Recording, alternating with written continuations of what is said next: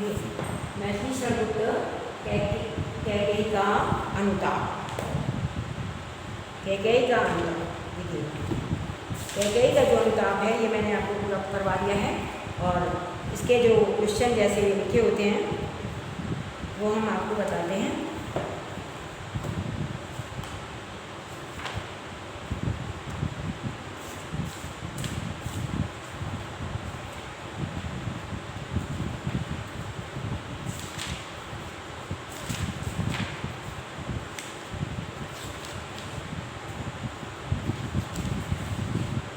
देखिए पहले जो क्वेश्चन ये जो लिखा हुआ है कि हे भरतभद्र कहो अभिषिक्त अपना, हे सब सजग हो गए, भंग हुआ जो सपना। हे यार रहा क्या भरत अभिषिक्त तब भी, मिल गया अकंटक राज उसे जब तब भी। पाया तुमने अरुण तले बसेरा, रह गया अभिषिक्त शेष तदपि क्या मेरा। तन तड़प कर तप्त तात ने त्यागा, क्या रहा अभिशक्ति और तथापि अभागा।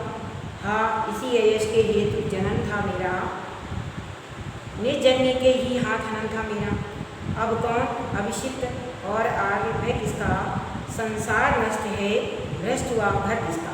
मुझसे मैंने ही आज स्वयं मुँह फेरा। तो ये जो लिखा हुआ है, हे यार बता दो तुम्हें अभिषिक्त मेरा। प्रभु ने भाई को हृदय पकड़ हृदय पर खींचा।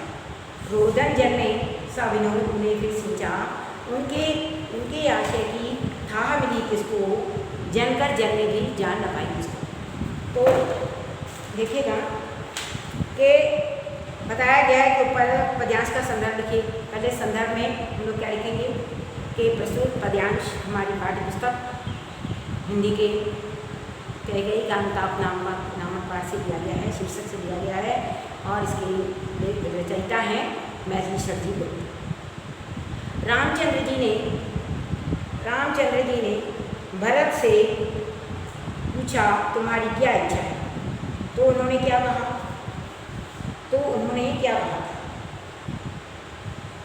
तो भरत ने कहा कि जिस व्यक्ति का घर और संसार, कहते हैं ना तथापि अभागा, कहते हैं आज नष्ट हुआ भ्रष्ट हुआ घर जिसका, आज मैं नहीं रह गया अभिषिक्त शेष तदप क्या त्यागा। तन तड़प कर तब तक त्याग नहीं था, क्या रहा अभिषिक्त और तथापि अभागा। तो रामचंद्र जी जब भरत जी से पूछते हैं कि तुम्हारी क्या इच्छा है, तो वो कहते हैं कि जिस व्यक्ति का घर और संसार सब कुछ नष्ट हो गया हो, बताइए उसे और उसकी और कौन सी इच्छा शेष रह जाती है। ठीक है, मतलब सब कुछ ही घर संसार नष्ट हो गया। उसके पिताजी की मतलब उसके पिता दशरथ जी की जो है मृत्यु हो गई, भाई ने घर छोड़ दिया, वन की शरण ले ली। तो बताइए अब उसका क्या बच गया। तो वो कहता है मेरा जब घर और संसार ही सब नष्ट हो गया तो बताइए मेरी अब कौन सी इच्छा शेष रह गई है। ठीक, तो आगे लिखा हुआ है इस पद्यांश में कौन सा अलंकार कहलाता है। इस पद्यांश में जैसे लिखा है जनकर जननी ही जान न पाई जिसको, तो जनकर जननी जान तीन आए हैं ना, तो यहाँ पर हो गया अनुप्रास अलंकार, और बाकी में आता है उपमा अलंकार। तो आता है इसमें अलंकार है उपमा अलंकार और साथ में आता है अनुप्रास अलंकार, उपमा अलंकार और अनुप्रास अलंकार। ठीक, अनुप्रास अलंकार है, लिखा है हे भद्र अब कहो अभिषिक्त अपना। ये कथन किसका है, भगवान राम का। मतलब जब भगवान भाई के प्रेम से जब वो जो थे भरत जी जो थे श्री राम जी से भेंट करने के लिए जब वो आश्रम में पहुँचते हैं, तो रात्रि के समय में जब सभा बैठी हुई थी, तो श्री राम जी ने भरत से उनकी इच्छा पूछी थी। तो श्री राम जी ने भरत से उनकी इच्छा पूछी थी। ठीक, अब देखिएगा नेक्स्ट ये हो गया। अच्छा, अब लिखा है जनकर जननी भी जान न पाई जिसको,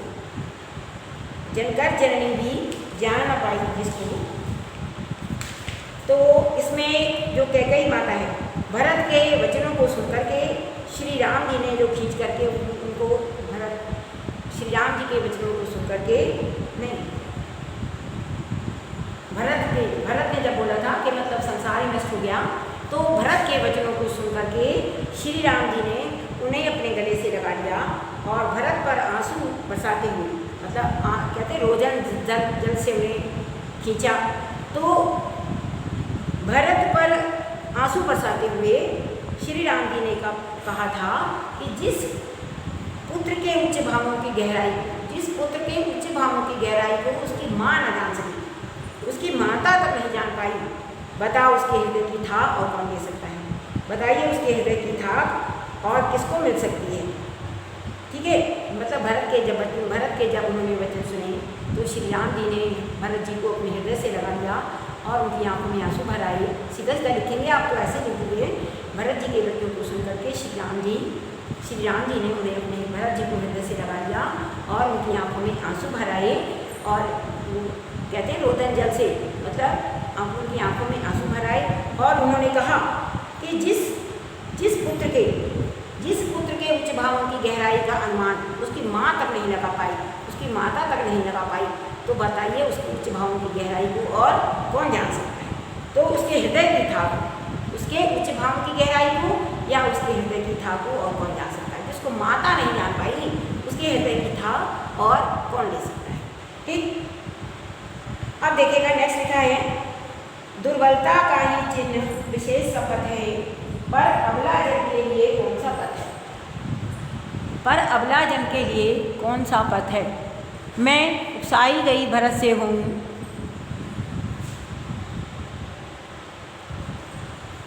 मैं उकसाई गई भरत से हूँ, तो पति समान मैं पुत्र भी हूँ। तो कहते हैं दुर्बलता का ही चिन्ह बस विशेष शपथ है। दिए गए मतलब ये जो संदर्भ तो सबका एक ही चलता है। और देखिए लिखा है दुर्बलता का ही चिन्ह विशेष शपथ है। इस पंक्ति का भाव क्या है? इस पंक्ति का भाव क्या है? तो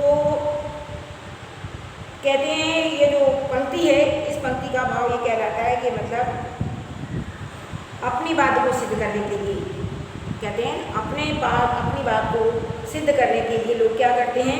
दुर्बलता का ही चिन्ह विशेष शपथ है। अपनी बात को सिद्ध करने के लिए लोग क्या करते हैं? मतलब जो लोग शपथ लेते हैं वो उनकी कमजोरी का प्रमाण होता है।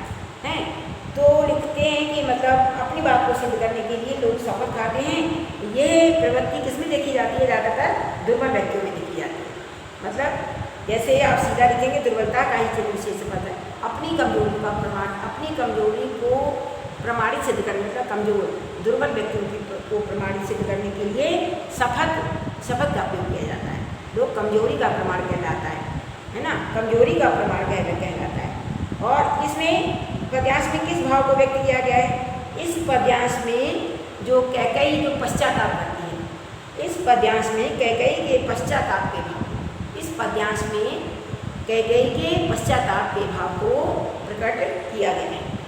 ठीक, उल्कासी रानी दिशा दीप्ति करती थी, उल्कासी रानी दिशा दीप्ति करती थी। इस पंक्ति में कौन सा अलंकार है? अनुप्रास अलंकार है। ये प्रस्तुत पंक्ति में नहीं, उल्कासी रानी दिशा दीप्ति करती थी, तो दिशा और दीप्ति ये तो हो गया अनुप्रास। तो उल्कासी रानी दिशा दीप्ति करती थी मतलब पूरे का जब आएगा तो उसमें आ जाएगा उपमा अलंकार, तो उसमें आएगा उपमा अलंकार। ठीक है, आगे लिखा है रेखांकित पंक्ति की व्याख्या कीजिए, क्या दुर्बलता का ही चिन्ह विशेष शपथ है? कभी मतलब मैथिलीश्वर गुप्त जी कहते हैं कि प्रायः लोग जो होते हैं अपनी बात को सिद्ध करने के लिए क्या करते हैं? शपथ खाते हैं। पर अबला जन के लिए कौन सा पथ है? फिर कहते हैं यह प्रवृत्ति व्यक्ति में दुर्बलता को स्पष्ट करती है। जब व्यक्ति दुर्बल होता है, अपनी बात की प्रमाणिकता सिद्ध नहीं कर पाता है, तो क्या करता है? वो कसम खाने लग जाता है, वो कसम खाता है। तो पर अबला जन के लिए कौन सा पथ है?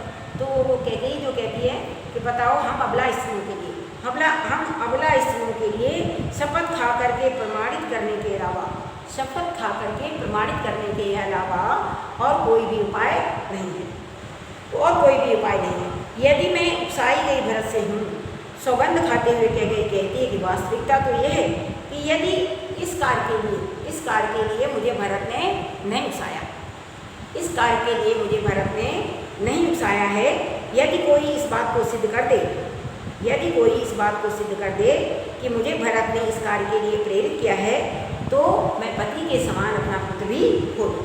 देखा है, यदि मैं उकसाई गई भरत से सौगंध खाते हुए कैकेयी कहती है कि वास्तविकता यह है कि इस कार्य के लिए लोग कहते हैं कि भरत ने उकसाया होगा, लेकिन भरत ने मुझे इस कार्य के लिए नहीं उकसाया है। यदि मुझे भरत ने उकसाया, यदि कोई आप इस बात को सिद्ध कर दे तो जिस प्रकार से मैंने अपने पति को खोया है तो मैं अपने पुत्र को भी खो दूँ, मैं अपने पुत्र को भी खो। इस प्रकार से जो क्वेश्चन होते हैं इसमें से क्वेश्चन पूछ लिए जाते हैं। ठीक, अब देखिएगा, कहते आते थे यही अभी नरदेही, माता ना कुमाता पुत्र कुपुत्र भली।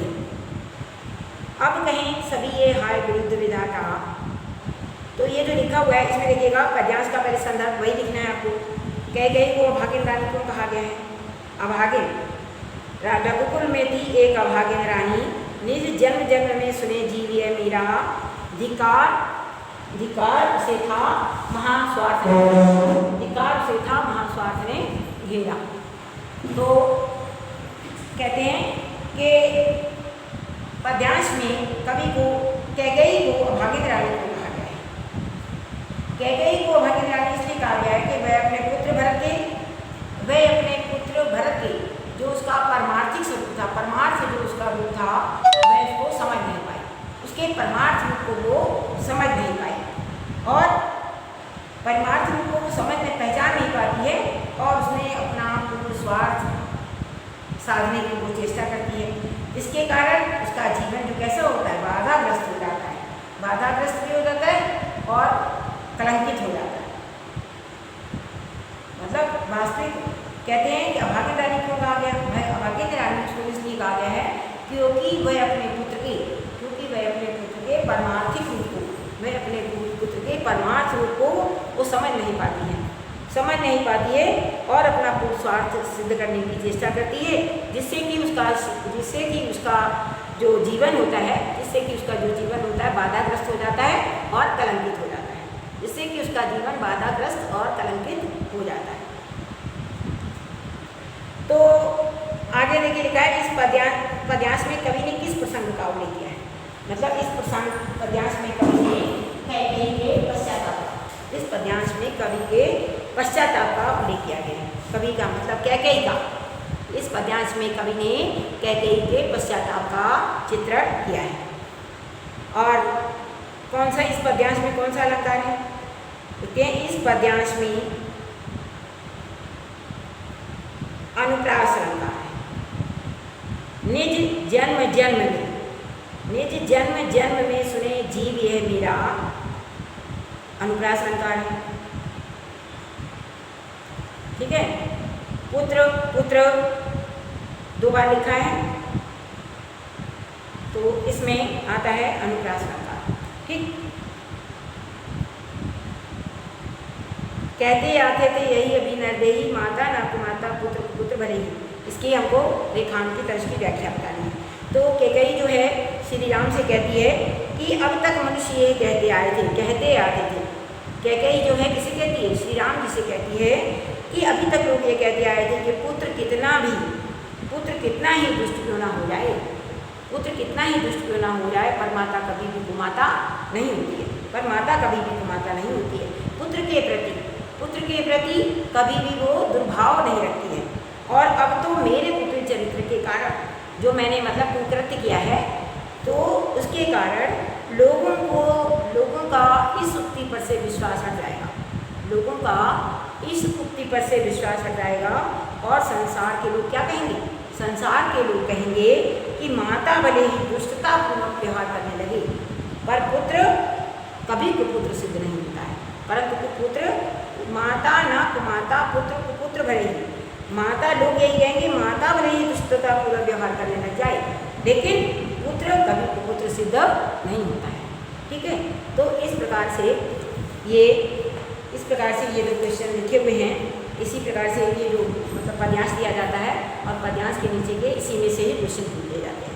जो आपको यही पढ़ना है, पद्यांश को पढ़ करके आपको उनके प्रश्नों के जवाब देने हैं, प्रश्नों के आपको उत्तर लिखने पड़ेंगे, चाहे बोर्ड का एग्जाम हो, चाहे आपका हाफ ईयरली एग्जाम हो, या कोई भी हो, आपको इसी प्रकार से क्वेश्चन के आंसर देने होते हैं।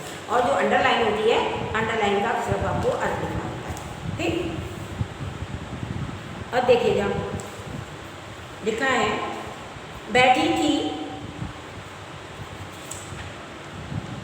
नहीं अगला लिखा है कि मुझको ये प्यारी, मुझको यह प्यारा, कौन? भरत। कौन कहता है? कई कहती है मुझको ये प्यारा और इसे तुम प्यारी, मेरे दुगने प्रिय रहो न मुझसे न्यारी। मैं इसे न जानूं किंतु जानते हो तुम, अपनों से पहले तुम इसे मानते हो। तुम भ्राताओं का प्रेम परस्पर जैसा, यदि वह सब पर हो जो प्रकट हुआ है वैसा। तो पाप दोष भी पुण्य तोष है मेरा, मैं रहूं पंकिला पदम पोषी है मेरा। तो संदर्भ वही है, रेखांकित अंश की व्याख्या कीजिए क्या? तुम भ्राताओं का परस्पर प्रेम ऐसा। कैकेयी कहती है, कैकेयी भगवान राम से कहती है, राम से कहती है हे राम, भरत मुझे प्रिय है और भरत को तुम प्रिय हो, भरत को तुम प्रिय हो, तो क्या इस प्रकार से तुम मुझे दुगने प्रिय हो। इस भरत के, मैं इस भरत के गुणों के विषय में क्या जानूं, क्या जानूं या ना जानूं, मैं तो जानती नहीं हूँ, किंतु तुम इससे भली भांति परिचित हो, इसे जानते हो, तुम इससे भली भांति परिचित हो, तुम इसे अपने से अधिक प्यार करते हो। तुम मतलब राम से कहती है कि तुम इसे अपने से भी ज़्यादा प्यार करते हो और दोनों भाइयों का परस्पर प्रेम ऐसा, ये क्या है, दोनों भाइयों के बीच में इस प्रकार का प्रेम संबंध जो है सभी के समक्ष प्रकट हो गया है। उससे क्या हो गया, उससे क्या हो गया, मेरा पाप दोष भी पुण्य दोष है मेरा, मेरा जो पाप का दोष था, जो मेरे अंदर पाप था मतलब, तो पाप दोष, पाप का दोष जो है पुण्य के दोष में बदल गया है, पुण्य के दोष संतोष में बदल गया है। और क्यों? मुझे इस बात का संतोष है कि मैं स्वयं कीचड़ के समान हूँ, पंकिला, मैं स्वयं पंकिला, पंकिला मीन्स पंक माने होता है कीचड़, पंक मीन्स क्या होता है, कीचड़, पंकिला मीन्स मतलब होता है कीचड़ के समान, मैं स्वयं कीचड़ के समान हूँ, किंतु मेरी कोख से, किंतु मेरी कोख से कमल के समान, किंतु मेरी कोख से निर्मल के, किंतु मेरी कोख से कमल के समान भरत जैसा पुत्र पैदा हो गया है। किंतु मेरी कोख से, कोख कैसी है उसकी, मैं रहूँ पंकिला, मैं कीचड़ के समान हूँ, किंतु मेरी कोख से कमल के समान मेरा पुत्र, मतलब कमल जैसा मेरा पुत्र जो है वो पैदा हो गया, पैदा हुआ है। ठीक, अब देखिएगा कैकेयी को कौन दुगने प्रिय है, बताइए, अब कैकेयी को कौन दुगने प्रिय है। देखिए प्रस्तुत पंक्ति में कवि ने क्या स्पष्ट किया है कि कैकेयी को भरत प्रिय है और भरत को राम प्रिय है, तो इसलिए कैकेयी को राम दुगने प्रिय है, मतलब भरत को राम प्रिय है। नहीं, लिखा है कि कैकेयी को भरत प्रिय है क्योंकि वो उनका बेटा है, कैकेयी को भरत प्रिय है और भरत को राम प्रिय है, तो कैकेयी को कितने प्रिय हो गए, दुगने प्रिय हो गए। तो कैकेयी को कौन दुगने प्रिय है, राम, कैकेयी को दुगने प्रिय मतलब भरत को, कैकेयी को भरत प्रिय है और भरत को राम प्रिय है, तो कैकेयी को कौन प्रिय हो गए, राम कितने प्रिय हो गए, दुगने प्रिय हो गए, भरत के राम को राम दुगने प्रिय हो गए। अच्छा, और प्रस्तुत पंक्तियों में रस कौन सा आया है, रस मतलब होता है माता का जो पुत्र के प्रति प्रेम होता है, माता का जो पुत्र के प्रति प्रेम होता है उसे क्या कहते हैं हम। देखिए नायक और नायिका का जो प्रेम होता है वो होता है श्रृंगार रस, और माता का जो पुत्र के प्रति प्रेम होता है वो होता है, क्या होता है, वात्सल्य रस होता है। माता का पुत्र के प्रति प्रेम वात्सल्य रस कहलाता है। और जो भक्ति विषयक होता है, जो देवताओं के प्रति होता है उसे क्या कहते हैं, देवताओं से जो प्रेम होता है उसे कहते हैं भक्ति विषयक प्रेम, भक्ति विषयक प्रेम कहते हैं। ठीक है, माता का पुत्र के प्रति प्रेम वात्सल्य रस कहलाता है। तो इसमें किस रस का मतलब कौन सा रस है, इस पंक्तियों में कौन सा रस है, इन पंक्तियों में, इन पंक्तियों में वात्सल्य रस है। कौन सा रस है, वात्सल्य रस है।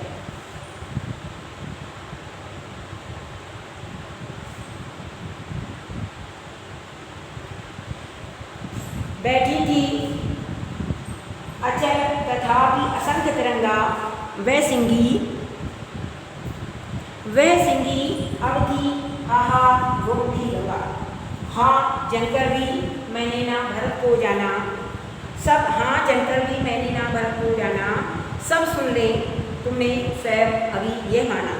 ये सच है, ये सच है तो फिर लौट चलो तुम घर को, ये सच है तो फिर लौट चलो घर भैया, अपराधी मैं हूँ ता तुम्हारी भैया। दुर्बलता का ही चिन्ह विशेष शपथ है, पर अबला जन के लिए कौन सा पद है। जो रेखांकित अंश की व्याख्या है वो मैंने आपको पहले भी बता दी है कि दुर्बलता का ही चिन्ह विशेष शपथ है। जब व्यक्ति किसी बात को प्रमाणित नहीं कर पाता है, जब व्यक्ति किसी बात का प्रमाण नहीं दे पाता है, उसकी प्रामाणिकता सिद्ध नहीं कर पाता है, तो व्यक्ति क्या करता है, व्यक्ति क्या करता है, शपथ खाने लग जाता है, कसम खाता है, कसम खा करके अपनी प्रामाणिकता को सिद्ध करता है। तो पर अबला जन के लिए कौन सा पद है। लेकिन केकई कहती है हम मुझ जैसी अबला स्त्रियों के लिए, मुझ जैसी अबला स्त्रियों के लिए मतलब और कोई शपथ खाना जो होता है और कोई रास्ता नहीं है। शपथ खाना जो होती है उसकी विवशता होती है, शपथ खाना उसकी विवशता होती है। ठीक है, अब देखिए पाठ के शीर्षक पद्यांश में किन किन पात्रों के बीच में संवाद हो रहा है। इसमें हो रहा है कैकेयी और राम के बीच में। किन किन पात्रों के बीच में संवाद हो रहा है। प्रस्तुत पद्यांश में कवि मतलब प्रस्तुत पद्यांश में जो कैकेयी है, कैकेयी और राम के प्रति, कैकेयी और राम के प्रति संवाद हो रहा है। ठीक है, और इसके बाद में रेखांकित अंश की व्याख्या हो गई। घर लौट चलने के लिए कौन किससे आग्रह कर रहा है। कैकेयी कहती है मतलब कैकेयी जो है राम से आग्रह कर रही है घर लौट चलने के लिए, घर लौट चलो सब सुन ले तुमने स्वयं अभी ये माना, ये सच है तो फिर लौट चलो घर भैया। तो घर लौट चलने के लिए कैकेयी जो है श्री राम से बार बार आग्रह कर रही है। और उसके बाद में भरत भी जो है, भरत भी श्री राम जी से आग्रह कर रहा है, ठीक है ना, लौट चलो घर भैया। कैकेयी तो भरत को, कैकेयी तो राम को लेने के लिए ही, मनाने के लिए ही आई है, घर लौट चलने के लिए आई है। और यहाँ पर भरत भी जो है श्री राम से आग्रह कर रहे हैं कि आप घर चलिए। सिंघनी और गोमुखी गंगा से आपका अभिप्राय क्या है। कहते हैं सिंघनी और गोमुखी गंगा से अभिप्राय है कि सिंघनी जैसा रूप धारण करने वाली कैकेयी, सिंघनी जैसा रूप धारण करने वाली कैकेयी जो कि आज गोमुखी गंगा के समान पवित्र और निर्मल हो गई है, पवित्र और निर्मल हो गई है। तो कैकेयी के इसमें जो उसका स्वभाव में जो परिवर्तन आया है, कैकेयी के स्वभाव में जो परिवर्तन आया है, यहाँ पर उसकी कल्पना की गई है, यहाँ पर उसकी कल्पना की गई है। ठीक है, इसी कारण से मतलब गोमुखी गंगा के समान पवित्र और निर्मल बताते हैं। गोमुखी गंगा के समान पवित्र और निर्मल बताया गया है, मतलब उसके परिवर्तित जो रूप हो गया है। वह सिंघनी हाहा गोमुखी गंगा, तो मतलब गोमुखी गंगा से ये अभिप्राय है सिंघनी जैसा रूप धारण करने वाली कैकेयी अब गोमुखी गंगा के समान पवित्र और निर्मल हो गई थी। और कवि ने कैकेयी के जो परिवर्तित स्वभाव की उन्होंने वहाँ पर जाकर के उन्होंने कल्पना की है। ठीक, इस प्रकार से ये मैं लेसन तो आपको पढ़ा ही चुकी हूँ, लेकिन ये मतलब मैं ये बताना चाहती थी कि ये जो पद्यांश है ऐसे ही पद्यांश लिख करके दिए जाएंगे पेपर में, और वैसे भी आप इनको अंडरलाइन की जगह पे आप इनको मतलब अर्थ पढ़िएगा और बाकी के क्वेश्चंस आप निकाल के उसको करते रहिएगा। ठीक, इसी प्रकार से गीत है, श्रद्धा में गीत आ जाता है।